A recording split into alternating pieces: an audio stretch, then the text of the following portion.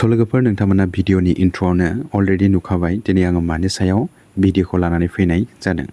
लोगोफोर जोबोद दुखुनांथाव थासारि लोगोफोर बर' बिजोंनि सोरखारि फरायसालिफोरा दिनै सानफा एफा थैलांगासिनो दङ। जोबोद दुखुनांथाव लोगोफोर नोंथांमोना जानाखि स्क्रिनाव नुनाय बे पिक्चार जाहैबाय क'क्राझार जिल्लानि सिङाव थानाय निउ बांलाजरा होननाय गंसे गामिनि बर' बिजोंनि सोरखारि फरायसालि आरो बे सोरखारि फरायसालिया सोरमांगा होननाय मोनसे दैसाजों खुरखा जायै स्कुलनि खावसेनिख्रुइबो बांसिन बाहागोआ दैसायाव गोजावलांबाय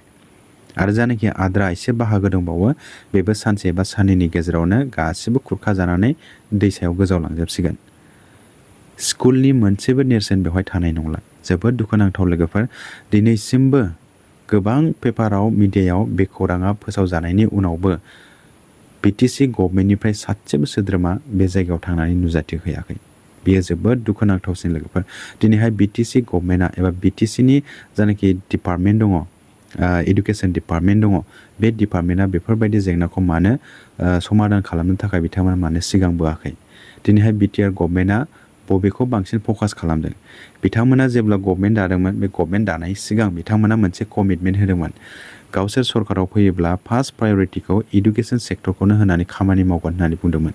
दिनैहाय इडुकेसन सेक्टरा बबे प्रायरिटियाव दङ बेसेबां लेभेलाव दंहैयो दा। जोबोद दुखुनांथाव लोगोफोर फारसेथिं सोरखारि फरायसालियाव एबा बर' बिजोंनि फरायसालिफोराव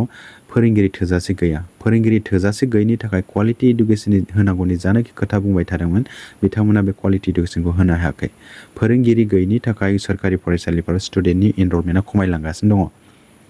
फोरोंगिरि गैयिनि थाखायनो गथ'नि गार्जेनफोरा बेफोरबायदि स्कुलावहाय एडमिसन हैयाखै। फोरोंगिरि गैयि फरायसालियाव सोर गावनि गथ' गथायखौ जाम्बा जाम्बि खालामनो थाखाय हगार होनो। दिनैहाय गेदेर गोलाव लिडारफ्राथ' माब्लाबाबो सोरखारि बर' बिजोंनि फरायसालियाव फोरोंहोखाया। दा ओंखायनो बिथांमोना बांसिन गुरुत्व होआ। बिथांमोना सोरखारि फरायसालिया बायनानै थाङो ना जिनानै थाङो बिथांमोना रावबो गुरुत्वखौनो होआ। जोबोद दुखुनांथाव लोगोफोर नाथाय जेब्ला बबेबा सोरखारि बिजोंनि फरायसालिखौ बिल्डिं लुनायनि कन्ट्राक्ट फैगोन, बिल्डिं लुनायनि स्किम फैगोन, वाल बाउन्ड्रि होनायनि स्किम फैगोन अब्ला बैफोर गेदेर गोलाव लिडारफ्रा बेफोर स्किमखौ थाबाय फैसा जानो बिथांमोना सिगां बोयो। नाथाय बबेबा स्कुलखौ जे फोजौनांगौ फोथांनांगौ एबा स्कुलखौ माब्रै फोथांनांगौ माब्रै जौगाहोनांगौ बेफोरनि फारसे बिथांमोनाव जेबो प्लान एन्ड पलिसियानो गैया। जोबोद दुखुनांथाव लोगोफोर दिनैहाय बर' बिजोंनि सोरखारि फरायसालिफोराव फोरोंगिरि गैयिनि थाखाय फरायसानि अनजिमाया खमायलांदों आरो फरायसानि अनजिमा खमायलांनायनि थाखाय बर' बिजोंनि सोरखारि फरायसालिफोरखौ बन्द' खालामगासिनो दङ। आरो बिनि अनगायैबो गोबां बेबायदि सोरखारि फरायसालिफोर दङ जायफोर फरायसालिफोरा दिनैहाय दैमा दैसा बार अखाजों बुखार जानानै साफा लांदां जागासिनो दङ एबा बायलांगासिनो दङ। नाथाय बेफोरखौ होबथानायनि जेबो राहा लायाखै। जोबोद दुखुनांथाव लोगोफोर नोंथांमोना मोनसे खोथाखौ गोसोआव दङ जानो हागौ जे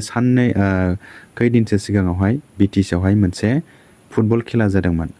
ISPL होननाय फुटबल खेला आरो बे ISPL फुटबल खेलायावहाय बबे फान्डखौ बिथांमोना इउज खालामदोंमोन नोंथांमोना निस्सय गोसोआव दं जानो हागौ। इडुकेसन सेक्टरनि फैसाखौ क्रर थाखा बिथांमोनहा ISPL बायदि फुटबल खेलायाव बिथांमोना बाहायदों। ISPL फुटबल खेलाखौ होनाया गाज्रि जादों बे नङा लोगोफोर जोबोद मोजां जादों। ISPL फुटबल खेला बायदि आरो होबाय थानांगौ। इयुथ्सफोरा बे खेलायाव गेलेनानै गोजौ लेभेलसिम थांनो गोबां स्कप मोनदों। बे जोबोद मोजांनि बाथ्रा। नाथाय इडुकेसन सेक्टरनि फैसाखौ ISPL बायदि फुटबल खेलायावसो बाहायनो हादोंब्ला अब्ला नै बेफोरबायदि स्कुल बायनाय दैमा दैसाजों खुरखा जानानै बायलांगासिनो दङ। दा बेफोरबायदि स्कुलखौ फोथांनानै लाखिनो थाखाय बा बेफोरबायदि स्कुलखौ प्रटेक्सन होनो थाखाय बेवहाय मानो फान्ड रिलिज खालामाखै, मानो स्किम लाबोआखै। MGNरेगानि गोबां स्किमफोर दङ बा इडुकेसन सेक्टरनि फैसाखौनो बाहाय इमारजेन्सि हरनो हायोमोन ना मानो हराखै। जुदि इमारजेन्सि हरनो हानाय फैसा गैथ'वाब्ला बर्थमान गुबुन डिपार्टमेन्टनि फैसाखौथ' बाहाय हरनानै इमारजेन्सि बेखौ प्रटेक्सन खालामनो हायोमोन ना मानो हायाखै। जोबोद दुखुनांथाव लोगोफोर इडुकेसन सेक्टरनि फैसाखौ इडुकेसननि लाइनाव बाहायाब्लानो गुबुन लाइनाव बाहायनायावसो बिथांमोना इमारजेन्सि बिथांमोना क्रर थाखा बाहायनानै होयोब्ला अब्ला जोंनि सोरखारि बिजोंनि फरायसालिफोरा माबोरै थांनानै थागोन। दिनैहाय सोरखारि बिजोंनि फरायसालिखौ बिथांमोना बेसेबां गुरुत्व होदों दा रायजो राजाफ्रानो एसे सानलायदो। दिनैहाय सोरखारि बिजोंनि सोरखारि फरायसालियाव जोंनि पलिटिसियान लिडारफोरनि गथ' गथायफोरा फराया। ओंखायनो बिथांमोना बेफोरबायदि फरायसालियाव बायनानै थाङो ना जिनानै थाङो बिथांमोना जेबो गुरुत्वखौनो होआ। दिनैहाय रायजो राजाफ्रा सानलायदो दिनैहाय जोंनि गेजेराव गोबां गोरिब गुन्द्रानि गथ' गथाय स्टुडेन्टफोर दङ बिथांमोना सोर साबेसे दामि दामि प्राइभेट स्कुलाव फरायनो हागोन गोरिब गुन्द्राफोरा क्वालिटि इडुकेसन मोननाङा बिथांमोना जेखि जादाजा बिथांमोना गावसिनि लेभेलाव बिथांमोना जेरैखि फराया बिथांमोना थाथों बेबायदि होननायसो जाबाय लोगोफोर दा सरकारि फरायसालिफोरनि बबेबा मोनसे बिल्डिं जुदि स्किम फैदोंबा गभर्नमेन्टनिफ्राय बा सेन्ट्रेल गभर्नमेन्टनिफ्राय अब्ला बैफोरबायदि स्किमखौ बिथांमोना मावनो थाखाय सिगां फैयो सरकारि स्कुलाव फोरोंगिरि मावनो थाखाय बिथांमोना सिगां फैयो बैफोर पलिटिशियान लिडारफोरनिनो सोरबा सोद्रोमाफोरा नाथाय बैफोर स्कुलखौ फोथांना लाखिनांगौनि थाखाय बिथांमोना माब्लाबाबो सिगांबोआ बिथांमोना अनलि बेनिफिटल' लानो थाखाय बिथांमोना सिगांबोयो जोबोद दुखुनांथाव लोगोफोर दिनैहाय नैबे जानाखि क'क्राझार डिस्ट्रिक्टनि निउ बांलाजरा होननाय बे गंसे फरायसालिनि जानाखि थासारि एबा अबस्था बे थासारिनि एबा खौराङा पेपाराव एबा मिडियायावहाय गोबां पाब्लिश जादों गोबां खौरां मोन्दों गोबां खौरां फोसावदों गभर्नमेन्टआबो अलरेडि बेनि खौरांखौ मोनखाबाय नाथाय अब्लाबो दिनैसिमबो सासेबो सोरखारनि सोद्रोमाफोरा बे जायगायाव थांनानै नुजाथि होयाखै जोबोद दुखुनांथाव लोगोफोर बेवहाय बे सोरखारि फरायसालिजों लोगोसे बे ओनसोलाव थानाय रायजो राजाफोरनि गोबां हा हु न' बांफ्राबो बे दैसायाव साफा बुखारलांजाबाय दिनैहाय बेवहाय सोरखारनि सोद्रोमा सोरबा थांनानै बे जानाखि जेंना सोमजिनाय बे जेंनाखौ सुस्रांनायनि माबा मोनसे राहा लामा लानांगौमोन नाथाय दिनैसिमबो लायाखै दिनैहाय सोरखारि बिजोंनि फरायसालिफ्रा थैनानै थाङो ना मायो जोंहा बेजों जेबो लेना देना गैया बेबायदिसो गावनि जानाखि सिट गावनि जानाखि गादि बेल' थांनानै थाथों खालि बेबायदिल' जेब्ला इलेक्सन जागोन जेब्ला भट जागोन अब्ला रायजो राजाफोरनि खाथियाव थांनानै बिथांमोना भट मागिहैगोन नोंथांमोना आंनो भट हो आं नोंथांमोननो ओरैबायदि खामानि मावनानै होगोन आं सरकाराव जिरायनो हायोब्ला नोंथांमोना आंखौ लोगो हमनो फैनाङा आंसो नोंथांमोनखौ गामियाव फैनानै लोगो हमनो फैगोन बेबायदि गोबां गेदेर लेक्सार होदोंमोन नाथाय दिनै बेफोरबायदि गाज्रि थासारि स्कुल गंसे बायनानै थांबाय अब्लाबो बेवहाय सासेबो सोरखारनि मानसि नुजाथि होयाखै अब्ला नोंथांमोना रायजो राजाफ्रा सानलायदो दिनैहाय जोंनि गेजेरावहाय गोबां सोरखारि बिजोंनि फरायसालिफोराव फोरोंगिरि गैयिनि थाखाय स्कुलनि अबस्थाया जोबोद गाज्रि जानानै थांगासिनो दङ फोरोंगिरि गैयिनि थाखाय बैफोरबायदि स्कुलावहाय स्टुडेन्टनि एनरलमेन्टआ खमायलांबाय आरो स्टुडेन्टनि एनरलमेन्ट खमायलांनायखौ बिथांमोना रायजो राजाखौसो दाय होयो रायजो राजाया माबोरै दायनिगिरि जानांगौ बेवहाय जुदि सरकारा जुदि गभर्नमेन्टआ जुदि बेवहाय नांगौ रोखोमनि थोजासे रोखोमनि जुदि फोरोंगिरि थिसनो मोनब्ला क्वालिटि इडुकेसनखौ मोजाङै जुदि होनाय मोनब्ला बैफोरबायदि स्कुलावहाय मानो एनरलमेन्ट जाया जानो फरायसाफोरनि गार्जेनफोरा माखौ नागिरो जेराव गुन गोनां सोलोंथाइखौ मोनो जेराव गावनि गथ'आ मोजां सोलोंथाइखौ मोनगोन बेफोरखौसो नागिरगोन ना दिनैहाय पलिटिशियान लिडारफोरा मानो प्राइभेट स्कुलाव सोयो मानो दामि प्राइभेट स्कुलाव मानो सोयो बिथांमोना निस्सय बेहाय क्वालिटि इडुकेसन मोनो होननानैसो सोदोंना बिथांमोनाथ' अब्ला गभर्नमेन्ट स्कुलावनो फोरोंनांगौमोन मानो फोरोङाखै गभर्नमेन्ट स्कुलावहाय गावनि गथ'खौ सोयोब्ला जाम्बा जाम्बि जागोन ओंखायनो बिथांमोना माब्लाबाबो गावनि गथ'फोरखौ गभर्नमेन्ट स्कुलाव सोआ जोंनि पलिटिशियान लिडारफोरा प्राइभेट स्कुलावसो सोयो आरो फारसेथिं माबाव गभर्नमेन्टनि जानाखि सेलारि जानानै गभर्नमेन्टखौ सलायनानैनो बिथांमोना गभर्नमेन्ट स्कुलखौ फोथांनो नागारै बिथांमोना प्राइभेट स्कुलनिसो सोरबा अनार जाबावो प्राइभेट स्कुलखौ फोथांना लाखिनो थाखाय एसएमसि कमिटिनि मेम्बार जाबावो अब्ला नोंथांमोना साननानै नायदो बिथांमोना गभर्नमेन्ट स्कुलखौ फोथांना लाखिनो थाखाय बिनि मानो प्रेसिडेन्ट जानो हाया मानो एसएमसि कमिटिनि सोद्रोमा जानो हाया जोबोद दुखुनांथाव लोगोफोर बिथांमोना बर' बिजोंनि सोरखारि फरायसालिफोरा थैनानै थाङो ना मायो जोंहा बेजों जेबो लेना देना गैया जोंहा पलिटिक्सनि जानाखि सिट दङ गान्दि दङ जोंहा बेवहाय जिरायबाय थानो मोनबानो जाबाय जेब्ला इलेक्सन जागोन भट जागोन अब्ला रायजो राजाफोरनि सिगाङाव थांनानै गोदै इमसनेलि खोथा बुंनानै इमसनेलि ब्लेकमेल खालामनानै जोंहा भट मोनबानो जाबाय रायजो राजाफ्राथ' जाम्बा जाम्बि एसे गोदै बुंनानै इमसनेलि खोथा बुंनानै रायजो राजाफोरनिफ्राय जों ओरैनो भट मोनखायो बेबायदि होननानैसो बिथांमोना दा सानो दा जोबोद दुखुनांथाव लोगोफोर दा नोंथांमोनानो गावनो सानलायदो दिनैहाय बिटिसिआवहाय रोजा टेट क्वालिफाइ केन्डिडेटफोर दङ दा बैफोर रोजा टेट क्वालिफाइ केन्डिडेटफोरखौ दिनैसिमबो सासेबो एपइन्टमेन्ट होआखै दिनैहाय बिटिसि गभर्नमेन्टनि टार्मसआनो जोबनानै थांसै बोसोरब्रैयाव आगान होबाय बोसोरसेल'सै दा बोसोरब्रैनि गेजेरावनो बिथांमोना फोरोंगिरि थिसनथाइ होनो हायाखैब्ला बोसोरसेनि गेजेरावहाय साबेसे फोरोंगिरि थिसनथाइ होबावगोन आरो नोंथांमोना जानाखि अलरेडि मिथिगौ जे एडभार्टाइजमेन्ट जानाय एलपि आरो इउपि टेटनि बेवहाय अनलि 1216निल' सेंसन जानानै फैनाय पस्ट दं आरो बिनिफ्रायबो 1999 होनानै जानाखि आद्रा पस्ट दङ 902 बे 902खौबो होगोन ना होआ बिनिबो जेबो भेकेन्सि ब्रेकआपआनो गैया दासिमबो एपइन्टमेन्टखौनो होनो हागोन ना हाया बेनो गोबां डाउटफुलसो दंबावो दा जोबोद दुखुनांथाव लोगोफोर दिनैहाय बिटिसि गभर्नमेन्ट बिटिसिनि ट्रान्सपारेन्ट जोबोद हाइलि माने एक्सपार्ट लिडार होननानै बिथांमोना गावखौनो बुंनानै लायो बे जोबोद दुखुनांथाव लोगोफोर दिनैहाय बिटिसि काउन्सिल मोननायनि उनावबो बिटिसि एकर्ड जाबाय बिटिआर एग्रिमेन्ट जाबाय दाख्लै बावैसो रिसेन्टलि बिटिआर एकर्ड जाबाय दा एथ'ग्राब एकर्ड जासेयावबो दिनैहाय बिटिसिनि एडुकेसन डिपार्टमेन्टआ मानो एथ'ग्राब गाज्रि थासारियाव दं जोबोद दुखुनांथाव लोगोफोर दिनैहाय बिटिसिआ एक्सट्रा काउन्सिल मोननाय हिसाबै गोबां स्पिडसो जानांगौमोन खामानिफ्रा जोंथ' स्टेट गभर्नमेन्टनिफ्राय अलरेडि माखासे सुबिदाखौ मोनखायो दा बिटिसि गभर्नमेन्ट एक्सट्रा दंबावो बिटिसिखौ सालायनो थाखाय स्टेट गभर्नमेन्टआ जोंनि काउन्सिलखौ मोजाङै नायस्लाबनो हाया जोंनो जोंनि काउन्सिलखौ नायगोन होननानै जायनाखि काउन्सिलनि एक्सट्रा गभर्नमेन्ट मोनबाय दा गभर्नमेन्ट मोनसेयावबो दिनैहाय मानो एथ'ग्राब गाज्रि अबस्थायाव दिनैहाय जोंनि बिटिसि काउन्सिलनि बायजोखौ नायदो दिनैहाय स्टेट गभर्नमेन्टआ गोबां स्कुल बिल्डिं बानायगासिनो स्कुल फोसाबगासिनो दङ गोबां फोरोंगिरि थिसनथाइ होगासिनो दङ रोजा रोजा खिन्थु बिटिसिआव दिनैहाय गैयानो जोबोद दुखुनांथाव लोगोफोर दा नैबे निउ बांलाजरा स्कुलनि जानाखि थासारि बे थासारिखौ बिटिआर प्राइमारि टेट क्वालिफाइ एस'सिएसननिफ्राय नायदिंहैगोन गाबोननि गेजेरावहाय गाबोन दा आं बर्थमान बिटिखौ बानायगासिनो दङ गाबोन जानाखि 11 थारिखआव थांनानै बेखौ नायनो होननानै बिटिआर प्राइमारि टेट क्वालिफाइ एस'सिएसननिफ्राय सोद्रोमाफोरा ओंखारनो नागिरदों दा बिटिआर प्राइमारि टेट क्वालिफाइ एस'सिएसना जेब्ला माबा मोनसे खामानि मावनो होननानै ओंखारो अब्ला बिटिसि गभर्नमेन्टनिफ्राय बा बिटिआर गभर्नमेन्टनिफ्राय माबा मोनसे बिथांमोना सिगांग्रो खामानि मावनानै होयो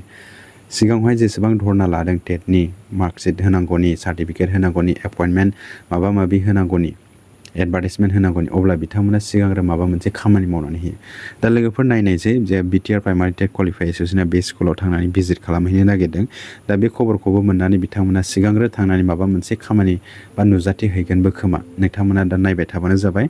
बिथांमोना थाङोना थाङा जोबोद दुखुनांथाव लोगोफोर स' लोगोफोर भिडिअ'आ बेखिनियानोसोमोन नोंथांमोना बे भिडिअ'खौ जेसे हायो एसे शेयार खालाम जाहाथे जोंनि गासिबो रायजो राजाफोरा बर' बिजोंनि सोरखारि फरायसालिफोरनि अबस्थाखौ बयबो मिथिनो हायो स' लोगोफोर बेखिनियानोसै भिडिअ'आ नोंथांमोना भिडिअ'खौ मोजां मोनदोंब्ला लाइक आरो शेयार खालामनानै होबानो जाबाय लोगोसे नोंथांमोना बे चेनेलाव गोदानै फैदोंब्ला चेनेलखौबो साबस्क्राइब खालामनानै लाबानो जाबाय लोगोसे बेल आइकनखौबो थुनानै होबानो जाबाय मानो होनोब्ला बड' इनफटेक इउटिउब चेनेला इडुकेसन रिलेटेड टेट रिलेटेड एबा बायदिसिना जब रिलेटेड गोबां भिडिअ लानानै होफैबाय थायो बेखायनो नोंथांमोना बे चेनेलखौ साबस्क्राइब खालामनानै लाबानो जाबाय स' लोगोफोर भिडिअ'आ एसेनोसै गोजोन्थों थेंक इउ दा नैबे सोरमांगाया जोंनि स्कुलनि एकदम खाथियावनो आरो दा जोंनि टयलेट दंमोन टयलेटआबो थांबाय आरो किटचेन काम स्ट'र बेबो जास्ट थांनायनि लामायाव आरो थांखाबाय खाबसेयानो ओमफ्राय जोंना क्लासखौ जोङो बे दै सेराव लानो हायैनि थाखाय जास्ट ओरै अपोजिट साइडआव मोनसे कमिउनिटि हल दंमोन बेवहाय जों लायथ'बाय आरो टटेल जोंनि स्कुलाव गासै 78 जन गथ'फोर दं आरो छात्रफोर दा जोङो मोनसे रुमावनो बे कमिउनिटि हलावनो जयै लानाय जायो एसेबां गासिबो जों खनिफ्राय गासै क्लास 5 सिम जोंहा 6था क्लास जायो आरो जों जयैनो लानो गोनां जायो बेवहाय जोंहा जोबोद उसुबिदा जायो बेखिनियानो दा सरकारखौ मा खावलायहरगोन सरकारखौ जोङो खावलायनो सानोदि जे जोंना मोनसे रुमावनो मोनसे कमिउनिटि हलाव क्लास खालामनांगौ एसेबां इजि नङा 6टा गोजोन क्लास आरो 78 जन जोंहा छात्रफोर दङ बेनिखायनो जोंनो मोनसे इमिडियेट माने जेराव जोङो एसे सुबिदा बायदियै क्लासखौ जोङो मेनटेन खालामनानै लानो हानाय बायदि मोनसे न'फोर বানাই होनो নাঙ্গন বেখিনিखौनो आं खावलायनो लुबैयो आरो চ' বন্ধুসকল আপোনালোকে ভিডিঅ'ৰ ইণ্ট্ৰ'তে দেখিব পাৰিছে আজিৰ ভিডিঅ'টো কোনটো লাইনত বা কোনটো কণ্টেণ্টৰ বিষয়ত অনা হৈছে চ' বন্ধুসকল আপোনালোকে যোনটো স্ক্ৰীণত দেখিব পাৰিছে সেইটো হ'ল এটা চৰকাৰী বিদ্যালয় হয় আৰু এইটো চৰকাৰী বিদ্যালয়টো কোকৰাঝাৰ ডিষ্ট্ৰিক্টত থকা নিউ বাংলাজৰা গাঁৱৰ এটা স্কুল হয় চৰকাৰী বড়ো মিডিয়ামৰ স্কুল হয় আৰু এইটো স্কুলটো চৰমাংগা কোৱা এটা নদীৰ পানীয়ে এইটো স্কুলক মানে দিন বা দিন মানে ভাঙি লৈ যায় আছে স্কুলৰ আধাতকৈ বেছি অংশই মানে নদীত পৰি গৈছে আৰু যি মানে বাকী অলপ আছে সেইটোও এদিন বা দুইদিনৰ ভিতৰতে সেইটো চাপা নদীত পৰি যাব মানে দিন বা দিন ইৰোজন হৈ আছে ইয়াত যে স্কুল আছিল বুলি কিবা এটা অংশ যে থাকিব সেইটোও নাথাকিব চাপা ইয়াতে নদীত পৰি যাব আৰু সেইটো স্কুলৰ লগতে আৰু বিভিন্ন এনেকুৱা আমাৰ পাব্লিকৰ ঘৰ বাৰী মাটি আছিল সেইটো সব নদীত পৰি গৈছে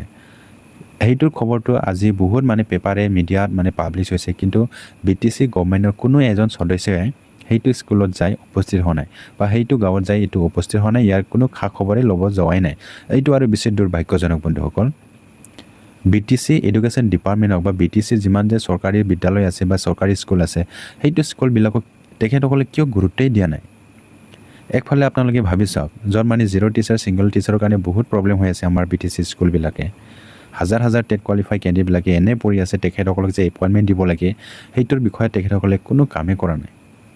চৰকাৰী টাৰ্মছে শেষ হ'ব গৈ আছে বৰ্তমান 4 বছৰৰ চলি আছে আৰু 1 বছৰেই আছে 4 বছৰৰ মাজত 4 বছৰৰ ভিতৰতে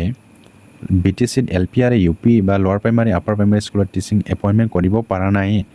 আৰু 1 বছৰৰ ভিতৰত কিমান যে টিচিং এপইণ্টমেণ্ট দিব পাৰিব এটা বহুত দুৰ্ভাগ্যজনক বন্ধুসকল একফালে আমাৰ টিচিং এপইণ্টমেণ্ট নকৰাৰ কাৰণে চৰকাৰী বিদ্যালয়বিলাকে বহুত মানে বেয়াকৈ অৱস্থা আছে একফালে নদীৰ পানী দিয়ে স্কুলটো ভাঙি গৈ আছে মানে বহুত দুৰ্ভাগ্যজনক বন্ধুসকল চৰকাৰে আমাৰ BTR চৰকাৰে কোনটো মানে দিগত তেখেতসকলে কাম কৰি আছে এনেকৈ তেখেতসকলে মানে দেখি কেনেকৈ আছে এটা বহুত দুখ লগা কথা আপোনালোকে এটা কথাটো মন কৰিব BTC গভৰ্ণমেণ্টে কোনটো লাইনত বেছি ফ'কাছ দি আছে আপোনালোকে এটা কথাটো মনত কৰিব যে BTCৰ এটা ISPL ফুটবল খেলা হৈছিলে সেই ISPL ফুটবল খেলাত কোনটো ফাণ্ডটো তেখেতসকলে ইউজ কৰিছে আপোনালোকে নিশ্চয় জানে এডুকেশ্যন ফাণ্ডৰ পইচাটো ক্ৰ'ৰ টকা তেখেতসকলে সেইটোৰ এডুকেশ্যন লাইনৰ ফাণ্ডৰ পইচাটো সেইটো ফুটবল ISPL ফুটবল খেলাত তেখেতসকলে ইউজ কৰিছে ক্ৰ'ৰ টকা 15 কৰোৰ না কিমান বা কৰোৰ টকা আছিলে তেখেতসকলে সেইটো ফুটবল খেলাত এডুকেশ্যন লাইনৰ পইচাটো ইউজ কৰিছে এইটো বহুত দুৰ্ভাগ্যজনক কথা বন্ধুসকল এডুকেশ্যন লাইনৰ পইচাটো যদি ফুটবল খেলাত যদি ইউজ কৰিব পাৰিছে তেনেহ'লে যোনটো স্কুলটো ভাঙি গৈ আছে ইৰোজন হৈ আছে নদীত পৰি গৈ আছে সেইটোৰ কাৰণে তেখেতসকলে কিয় পইচা ইউজ কৰিব নোৱাৰে এডুকেশ্যন সেক্টৰৰ পইচাটো ইমাৰ্জেন্সি ফুটবল খেলাত যদি ইউজ কৰিব পাৰিছে ইমাৰ্জেন্সি হিচাপত সেইটো স্কুলক প্ৰটেকশ্যন কৰিবৰ কাৰণে ইয়াৰে পইচাটো কিয় দিব পৰা নাই আমাৰ মাজত বহুত স্কিম আছে এনেকা MG এনৰেগা বহুত এনেকুৱা স্কিম আছে বৰ্তমান কিবা এটা স্কিমটো আনিতো ইয়াতে ফেন্সিং দি বল্ডাৰ দিবৰ কাৰণে এটা কামটো কৰিব লাগিছিল বা প্ৰটেকশ্যন দিয়া কিবা কামটো কৰিব লাগিছিল কিয় কৰা নাই এটা বহুত দুৰ্ভাগ্যজনক বন্ধুসকল BTC গভৰ্ণমেণ্টে এডুকেশ্যন সেক্টৰক ফাৰ্ষ্ট প্ৰায়ৰিটি দিম বুলি কৈছিলে যেতিয়া ইলেকশ্যন হৈছিলে চৰকাৰৰ আহাৰ লগে লগে BTC যোন বৰ্তমান গভৰ্ণমেণ্ট আছে তেখেতসকলে বহুত কমিটমেণ্ট দিছিলে BTC গভৰ্ণমেণ্টে ফৰ্ম কৰিব পাৰিলে তেখেতসকলে এডুকেশ্যন সেক্টৰকে ফাৰ্ষ্ট প্ৰায়ৰিটি দি তেখেতসকলে কাম কৰিব বুলি কৈছিলে কিন্তু আজি আপোনালোকে ভাবি চাওক এডুকেশ্যন সেক্টৰটো কোনটো প্ৰায়ৰিটিত আছে কোনটো সেকশ্যনত আছে 1 নম্বৰ সেকশ্যনত থাকিব লাগিছিল বৰ্তমান কিমান সেকশ্যনত আছে বহুত দুৰ্ভাগ্যজনক বন্ধুসকল আমাৰ একফালে টিচিং এপইণ্টমেণ্ট নকৰে একফালে স্কুল বিল্ডিংটো পানী দি ভাঙি গৈ আছে কিছুমান স্কুল বিল্ডিংটো মানে টিং নাই ইনফ্ৰাষ্ট্ৰাকচাৰ বেয়া কোনোবা স্কুলত টেক্সট বুক নাই কোনোবা স্কুলত বেঞ্চ ডেস্ক নাই কোনোবা স্কুলত ৱাল বাউণ্ডেৰী ঠিক নাই কোনোবা স্কুলত খোৱা পানী ঠিক নাই কোনোবা স্কুলত টয়লেট ভাল নাই বহুত এনেকুৱা BTC এডুকেশ্যন লাইনৰ এডুকেশ্যন সেক্টৰটো বহুত বেয়া আছে বহুত দুৰ্ভাগ্যজনক বন্ধুসকল আজি আমাৰ পলিটিচিয়ান লিডাৰবিলাকে কি কৰে তেখেতসকলে নিজৰ ল'ৰা ছোৱালীবিলাক গভৰ্ণমেণ্ট স্কুলত তেখেতসকলে নপঢ়ায় তেখেতসকলে খালি প্ৰাইভেট স্কুলৰ পঢ়ায় দামী প্ৰাইভেট স্কুলত লাখ টকা হাজাৰ টকা ক্ৰ'ৰ টকা তেখেতসকলে মানে পইচা ইউজ কৰি প্ৰাইভেট স্কুলত পঢ়ায় আৰু একফালে গভৰ্ণমেণ্ট স্কুলত কোনে পঢ়ে আমাৰ দুখীয়া ল'ৰা ছোৱালীবিলাকে পঢ়ে এই দুখীয়া ল'ৰা ছোৱালীবিলাকে পঢ়াৰ কাৰণে তেখেতসকলে কোনো গুৰুত্বই নেদে ইয়াতেতো আমাৰ ল'ৰা ছোৱালী নাই এইবিলাক স্কুলক আমাৰ দৰকাৰ কি আমাৰ কি দৰকাৰ আছে এইবিলাক স্কুলত দেখিব এনেকুৱা তেখেতসকলে মেণ্টেলিটি হিচাপত তেখেতসকলে মানে কামটো কৰি আছে তো বহুত দুৰ্ভাগ্যজনক এতিয়া আপোনালোকে ভাবি চাওক পলিটিচিয়ান লিডাৰবিলাকে চৰকাৰী মানুহবিলাকে চৰকাৰী স্কুলৰ SMC কমিটিৰ প্ৰেছিডেণ্ট হ'ব লাগে স্কুলটো ডেভেলপ কৰিবৰ কাৰণে তেখেতসকলে কামটো কৰিব লাগে কিন্তু তেখেতসকলে নকৰে তেখেতসকলে কি কৰে প্ৰাইভেট স্কুলৰ SMC কমিটিৰ সদস্য হয় মেম্বাৰ হয় প্ৰাইভেট স্কুলক ডেভেলপ কৰিবৰ কাৰণে তেখেতসকলে ডনেট কৰে বহুত ডনেট কৰে প্ৰাইভেট স্কুলক ডেভেলপ কৰিবৰ কাৰণে কিন্তু গভৰ্ণমেণ্ট স্কুলক ডেভেলপ কৰিবৰ কাৰণে তেখেতসকলে কিয় ডনেট নকৰে গভৰ্ণমেণ্ট স্কুলৰ SMC কমিটিৰ বা স্কুল কমিটিৰ মেম্বাৰ কিয় নহয় এটা বহুত দুৰ্ভাগ্যজনক বন্ধুসকল এতিয়া আপোনালোকে ভাবি চাওক একফালে আমাৰ টিচিং এপইণ্টমেণ্ট নকৰাৰ কাৰণে স্কুলত টিচাৰ নাথাকাৰ কাৰণে আমাৰ ষ্টুডেণ্ট এনৰলমেণ্টে কমি গৈ আছে